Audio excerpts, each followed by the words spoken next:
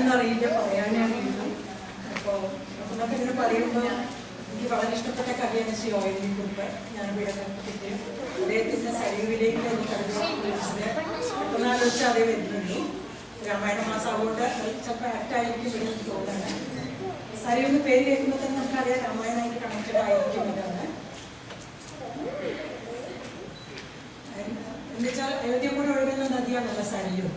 അപ്പോൾ ശ്രീരാമൻ്റെ കഥ നമ്മൾ എടുത്ത് നോക്കുകയാണെന്ന് വെച്ചാൽ ശ്രീരാമൻ അവതാരോദ്ദേശമൊക്കെ നിറവേറ്റി രാവണനെയൊക്കെ കൊന്ന് അവസാനം തിരിച്ച് അയോധ്യയിൽ വന്ന് രാജ്യം ഭരിച്ച് അതൊക്കെ കഴിഞ്ഞ് അവസാനം തൻ്റെ അവതാരോദ്ദേശം കഴിഞ്ഞ് പോവാറായെന്ന് കാണുമ്പോൾ സരയുവിൽ പോയിട്ട് അവസാനം ഒരു മുങ്ങുകയാണ്. ആ മുങ്ങണതിൻ്റെ മുമ്പേ എന്നിട്ട് അങ്ങനെ മഹാവിഷ്ണുവായിട്ട് പോകാനാണ് കഥ.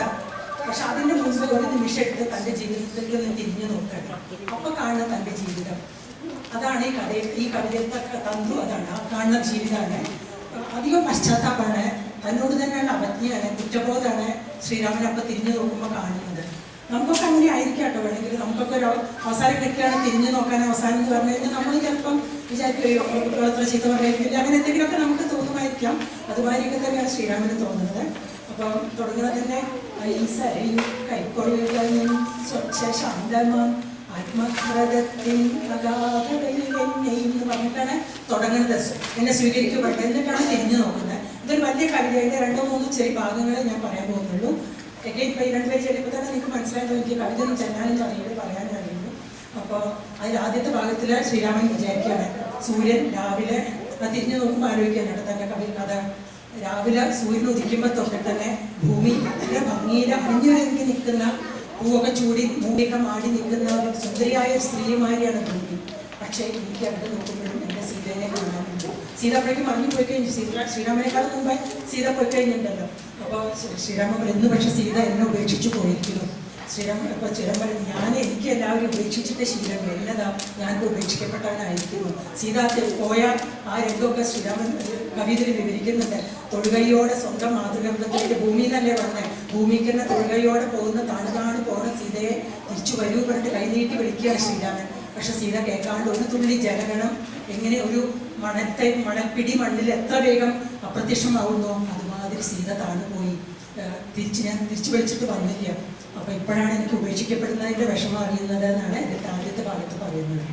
ഐസരയും കൈക്കൊള്ളുക നിൻ സ്വച്ഛ ശാന്തമം ആത്മഹ്രദത്തിൻ അഗാധതയിലെന്നെയും ഉദയഗിരിയിൽ സൂര്യനുണയുന്നു പിന്നെയും മുനിദ്രമാകുന്നു മന്ദാരപത്രങ്ങൾ മുടിചീകി മണച്ചൂടി ശുഭ്രനിഹാരമുഖപടമാർന്നു നിൽക്കുമി സൗമ്യയം പ്രകൃതിയിൽ എവിടമിരിയെത്തും ഇതവരെയെല്ലാം എൻ്റെ വിഭക്താംഗലേഖയായി കാണു ഞാൻ. അടവിൽ ഉപേക്ഷിച്ചതാരെ ഞാൻ ഇന്നലെ ആ തന്നി ഇന്നെന്നെ ആഹാരടിഞ്ഞു പോയി. നിജമാതൃഗർഭത്തിലേക്കു തൊഴുകയുമായി നിന്ന നിൽപ്പിൽ താണു പോം സതിയെ ഞാൻ. തിരികെ വരികെന്നു കൈനീട്ടി വിളിക്കെ ഒരു തീർത്ഥഗണം ഒരു മണലിലെന്ന പൊൽ മഞ്ഞകൾ. ജലഗണം കൂടി തീർത്ഥഗണം എന്നാ പറയുന്നത്. അത്ര പരിശുദ്ധയായിരുന്നു സീത എന്നാണ് പറയുന്നത്. പക്ഷേ അതേ സീതയുടെ പരിശുദ്ധി തെളിയിക്കാൻ വേണ്ടി തീരെ ചാടാൻ കൊടുത്താൽ പറഞ്ഞിട്ടുണ്ട്. അവിടെയാണ് കുറ്റബോധമൊക്കെ ശ്രീരാമന് വല്ലാതെ തോന്നുന്നത്. എന്നിട്ടാണ് പറയുന്നത് അത് നിജമാതൃഗർഭത്തിലേക്കു തൊടുകയുമായി നിന്ന നിൽപ്പിൽ താണു പോം സതിയെ ഞാൻ. തിരികെ വരികെന്നു കൈനീട്ടി വിളിക്കെ ഒരു തീർത്ഥഗണം ഒരു മണലിലെന്ന പൊൽ മഞ്ഞവൾ. അറിവേ പരിത്യക്തമാതിൻ ദുഃഖമിന്നാവിൽ 1000 നിരുംഭണങ്ങളായി. അവിടെ തന്നെ ഒന്ന് സമർത്ഥിക്കുകയാണ്. ഈ ലോകത്ത് ആരെ ഉപേക്ഷിക്കണം ആരെ രക്ഷിക്കണം എന്നൊന്നും നമ്മളല്ല തീർച്ചയായിട്ടുള്ളത്. ആരോ മുകളിൽ ചരട് വലിക്കണ ചരടിൻ്റെതനുസരിച്ച് ചാടി കളിച്ചിരുന്ന വെറും പാവകൾ മാത്രമാണ് നമ്മളൊക്കെ എന്ന് പറയുന്നത്. അവനിൽ രക്ഷിപ്പതാരെ എന്നാരോ വിറച്ചുണ്ടി നിൽക്കെ നിഴലാട്ടമായി അദൃശ്യങ്കുലി ചാലിതം നിന്നു തുള്ളും വെറും പാവനിഴലായിരുന്നു ഞാൻ എന്നതാദ്യത്തെ ഭാഗം. ഇന്നത്തെ വേറൊരു ഭാഗത്തിൽ ശ്രീരാമൻ പറയണം രാവിലെ നിൽക്കുമ്പോൾ തൊട്ട് രാജാക്കന്മാരൊക്കെ അവരെ സ്തുതിച്ചുകൂടെ വന്ദിച്ചുകൂടുള്ള വന്ദിഗീതങ്ങളൊക്കെ കേട്ടിട്ടാണ് അവരൊക്കെ നിൽക്കുന്നത്. അപ്പൊ ശ്രീരാമനെ അവര് സ്തുതിക്കുന്നത് കഴിവിന്റെ നിറനിലാവ് എന്ന് വിളിച്ചിട്ടാണ് സ്തുതിക്കുന്നത്. പക്ഷെ ശ്രീരാമൻ പറയും അത് കേൾക്കുമ്പം എൻ്റെ മനസ്സിൽ കുറ്റബോധമാണ് ചെയ്യുന്നത് കേൾക്കുന്നത്. ഞാൻ കേൾക്കുന്നത് എൻ്റെ സീതയുടെ കരച്ചിലാണ്. അത് എങ്ങനെയുള്ള സീത എന്ന് വെച്ചാൽ ഞാൻ അപേക്ഷിക്കാതെ തന്നെ എൻ്റെ ഒപ്പം നാട്ടിൽ വന്ന് 14 കൊല്ലം അവിടെയൊക്കെ ശ്രീരാമനെ രാവണനൊക്കെ കണ്ടു പലതും അനുഭവിച്ച് തിരിച്ച് അയോധ്യയിൽ വന്നിട്ട് രാജഭക്തിയായിട്ട് ചക്രവർത്തിയായിട്ട് വാഴേണ്ട സമയത്ത് അതേ സീതയുടെ പൂർണ്ണ ഗർഭിണിയായ സീതയെ അതേ കാട്ടിൽ ഞാൻ കൊണ്ട് ഉപേക്ഷിച്ചിട്ടുണ്ട്. അന്ന് സീത എൻ്റെ പേരും പറഞ്ഞ് അവിടെ കരഞ്ഞിട്ടുണ്ടാവും. ആ കരച്ചിലാണ് ഞാനിപ്പോൾ കേൾക്കുന്നത്. ഇവരൊക്കെ കനിവിൻ്റെ നടന്നാലാവാൻ എന്നെ പുകഴ്ത്തുമ്പോൾ എല്ലാവരോടും കനിവ് കാണിക്കുന്ന ആളല്ല, എല്ലാവരോടും ദയ കാണിക്കുന്ന ആളെന്നാണ് പറയുന്നത്. പക്ഷെ അത് കേൾക്കുമ്പോൾ എനിക്ക് എൻ്റെ സീതയുടെ കരച്ചിലാണ് കേൾക്കുന്നത്. എന്നിട്ട് അവനോടൊരു അവജ്ഞയോട് കൂടി ചോദിക്കാണ്, കനിവിൻ്റെ നിലാവില്ലേ എന്തേ എന്നാ കാട്ടിൽ ഒന്നിക്കാണ് ഏത് കർമ്മയ്ക്ക് നിന്നെ മുളച്ചത് എന്ന് ചോദിക്കുന്നതാണ് ഈ പറയുന്നത്. കനിവിൻ്റെ നിലാവെന്നവർ വിളിക്കുന്നു, കാതുകൊത്തുന്നു, മനസ്സിൽ മുഴക്കുന്നു. എന്താ മനസ്സിൽ മുഴങ്ങുന്ന വെച്ചാൽ എൻ പ്രിയ സീത തൻ രോദനം. അതെങ്ങനെയുള്ള സീതയെന്ന് പറയുന്നത്, അനപേക്ഷമായി എന്നോടൊത്ത കൊടുങ്കാട്ടിലെ ആതങ്കഹർഷങ്ങൾ പങ്കിടാൻ പോന്നവളെ ഒരു ദിനം പിന്നെ കാട്ടിൽ ത്യജിക്കെ എൻ പേർ പറഞ്ഞവൾ കേഴുമാത്തസ്വരം എൻ പ്രിയ സീത തൻ രോദനം. കരിവിന്തിലാവേ മറച്ചതാർ നിന്നെ അക്കാലന സീമയിൽ നീയെന്നെന്തേ യുദിക്കാന്. അപ്പോഴും ശ്രീരാമൻ പറയുന്ന ഒരു സാമർത്ഥ്യമാണ്. ഈ ശത്രുക്കളുടെ ശരണലേറ്റിട്ടൊക്കെ എത്രയോ മുടിഞ്ഞിട്ടുണ്ട് എനിക്ക്. പക്ഷെ അതിനേക്കാളൊക്കെ വിഷമം ഇങ്ങനെയുള്ള ദേഹത്ത് വെക്കുന്ന മുറിയാണ്. അതിനേക്കാളൊക്കെ മനസ്സിൽ വെട്ടച്ച ചതവാണ് ഏറ്റവും വിഷമം എന്ന് പറയുന്നത്. നമുക്കൊക്കെ അതെ ദേഹത്ത് വെക്കുന്ന ഒരു മുറിയേക്കാളും നമുക്ക് കുറേ കാലം നമ്മുടെ മനസ്സിൽ മനസ്സിൽ പറ്റുന്ന ഒരു ചതിയാണ് ക്ഷതമാണ് നീര എന്ന് പറയുന്നത്. കനിവിന്തിലാവേ മറിച്ചതാകുന്നു കാനന സീമയിൽ നീയെന്നെന്തേ യുദിക്കാഞ്ഞു. കരളിനെ കുത്തുന്ന ചോദ്യങ്ങളായിരം കട്ടുകടന്നലായി എന്നെ പൊതിയുന്നു. അരുതിനി തണുവൻ വയ്യ ശത്രുശരണങ്ങളല്ല ആത്മക്ഷതങ്ങളാണിട്ടും ദുസ്സഹം. ഇതുമായി തന്നെ വേറൊരു ഭാഗത്ത് പറയുന്നത് ശ്രീരാമനെ ആത്മരക്ഷകൻ എന്നാണ് പറയുന്നത്.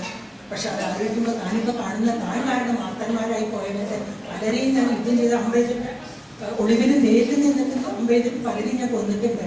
അപ്പോൾ അവരുടെ പിടച്ചിൽ മരിച്ചു വീഴുമ്പോഴത്തെ അവരുടെ പിടച്ചിൽ, അവരുടെ ജടങ്ങളിൽ വീണ കരയുന്ന അവരുടെ ദേവന്മാരുടെ കരച്ചിൽ, അതൊക്കെയാണ് ഞാനിപ്പോൾ കേൾക്കുന്നത്.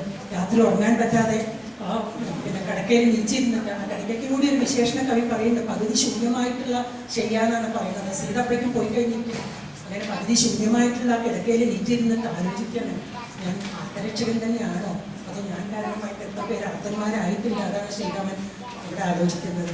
ആർക്ക് വേണ്ടിയിട്ടാണ് ഞാൻ ഇത്ര വലിയ ഈ ഘനപ്പെട്ട അമ്പും വീടും ചുമന്നിട്ട് ഞാൻ ആർക്ക് വേണ്ടിയിട്ടാണ് നടന്നിരുന്നതെന്നാണ് ഈ ഭാഗത്ത് പറയുന്നത്. ഒളിവിലും നേരിലും നിന്നു ഞാൻ ചെയ്ത ശരങ്ങൾ ഓരോന്നേറ്റവർക്കൊപ്പം പിടഞ്ഞു ഞാൻ. അവരുടെ ജനങ്ങളിൽ വീണു വിലപിക്കും അപ്പാവം വിധവമാർക്കൊപ്പം കരഞ്ഞു ഞാൻ.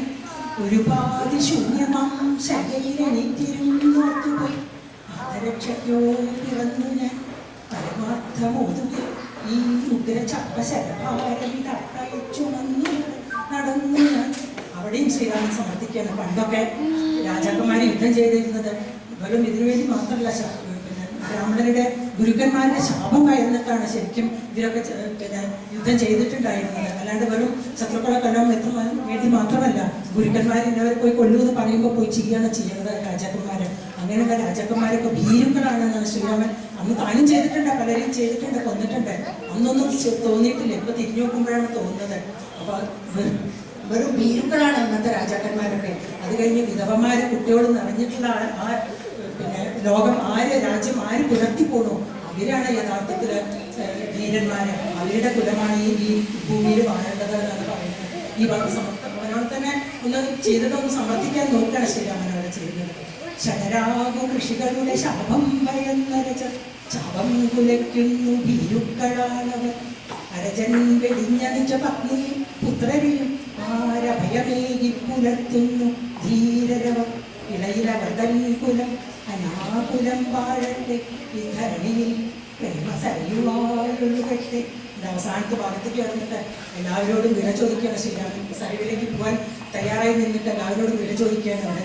ഇനി എല്ലാതും അഴിച്ചു മാറ്റിടയ്ക്ക് സ്വർണ്ണ കിരീടം രത്നകിരീടം സ്വർണ്ണം രാജമുദ്ര കുത്യം മോതിരം ഇതൊക്കെ മാറ്റിയാണ്. ഇനി അറുകപ്പുല്ലോട്ടുള്ള മോതിരട്ടിട്ട് ആ നല്ല വസ്ത്രങ്ങളൊക്കെ മാറ്റി ശുഭ്രവസ്ത്രം വെള്ള വസ്ത്രം ധരിച്ച് എല്ലാവരോടും യാത്ര ചോദിക്കുന്നതാണ് അവസാനത്തെ ഭാഗത്തിൽ. ഇനി വില മഹാസൂത്രധാരരേ സ്വന്തം ഇണം രചിക്കുന്ന ശരവേഗമാണു ഞാൻ. ഇനി വന്ധ്യഗീതങ്ങളില്ല, വൈതാളിക വാണികളില്ല, സുമന്ത്ര ശ്രവണവും ഇനി ഉപേക്ഷിക്കട്ടെ മുദ്രാങ്കുലീയവും രത്നകയൂരപട്ടമ്പലങ്ങളും കരയിൽ പെൺകുടവ ചുറ്റട്ടെ തൃക്കറുകയാൽ അണ്ടുലീയങ്ങളണിയട്ടെ. അദൃശ്യമാം ഹൃദയാഗ്നിയിൽ നിന്നു കത്തിച്ച നെയ്ത്തിരി വിഭാഗതാരം പോലെ മുന്നിൽ ജ്വലിക്കട്ടെ. സമയമായി സരയൂ കൈക്കൊള്ളുകയെന്നെ നിന്നയാ സാഗരം ആയിരം കൈകളാൽ എന്ന പോലെ എന്ന് പറഞ്ഞിട്ടാണ് സരയുവിനോട് പറയാണ്. നദികള് സാധാരണ ഒഴുകി സമുദ്രത്തിന്റെ അടുത്തെത്തുമ്പോൾ സമുദ്രം തന്നെ 1000 കൈകളാകുന്ന തിരമാലകളെ കൊണ്ട് നദികളെ സ്വീകരിക്കും അഴിമുഖത്ത് വെച്ചിട്ട്. അതുമാതിരി സരയു നിന്നെ എങ്ങനെ സമുദ്രം സ്വീകരിക്കുന്നു അതുമാതിരി എന്നെയും സ്വീകരിക്കൂ പറഞ്ഞിട്ടാണ് അവസാനം ഉള്ളത്. സമയമായി സരയൂ കൈക്കൊള്ളുകയെന്നെ നിന്നയാ സാഗരം